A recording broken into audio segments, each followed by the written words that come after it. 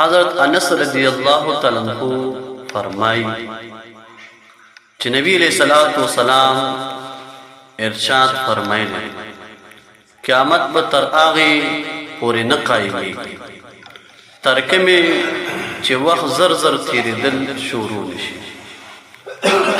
بیا یې د دې تشریح وکړه چې کال به د میاشتې برابر شي، میاشت به د هفتې برابر شي، هفته به د ورځې برابر شي، او ورځ به د ګنټې برابر شي.